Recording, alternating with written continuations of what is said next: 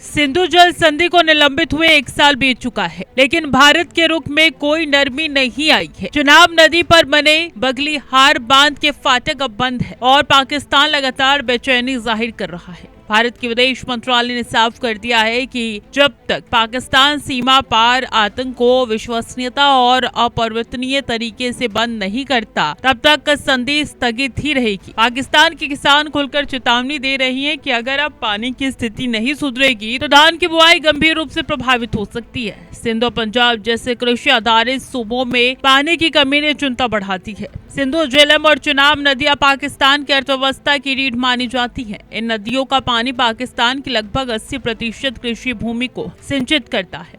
देश के जीडीपी में कृषि का बड़ा योगदान है और करोड़ों लोगों की रोजी रोटी इसी पानी पर निर्भर करती है।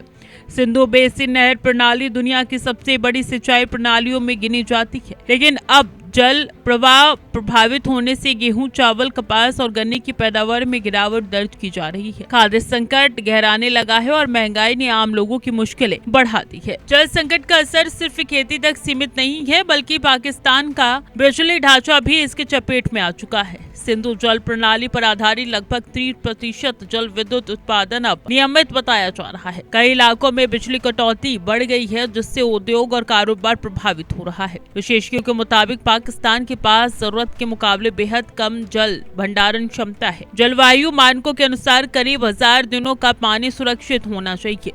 वहीं पाकिस्तान के पास सिर्फ लगभग 30 दिनों का जल भंडारण मौजूद है। यही वजह है कि हालात तेजी से गंभीर होते जा रहे हैं। भारत ने साफ संदेश दे दिया है कि आतंकवाद और सहयोग एक साथ नहीं चल सकते। पहलगाम आतंकी हमले के बाद भारत ने पहली बार इतने कड़े स्तर पर सिंधु जल संधि को स्थगित किया है और अब उसे वापस लेने की कोई संकेत नहीं है। नई दिल्ली का कहना है कि पाकिस्तान को पहले आतंक के ढांचे पर कार्रवाई करनी होगी। इस बीच पाकिस्तान लगातार अंतर्राष्ट्रीय मंच पर दबाव बनाने की कोशिश कर रहा है, लेकिन भारत अपने फैसले पर मजबूती से कायम है। विशेषज्ञों का मानना है कि पाकिस्तान के सामने अब 2 ही रास्ते हैं, या तो आतंकवाद का समर्थन जारी रखे या फिर क्षेत्रीय स्थिरता और सहयोग के लिए भारत के साथ भरोसेमंद कदम उठाए। जल संकट ने पाकिस्तान की रणनीतिक और आर्थिक कमजोरियों को पूरी तरीके से दुनिया के सामने उजागर कर दिया है।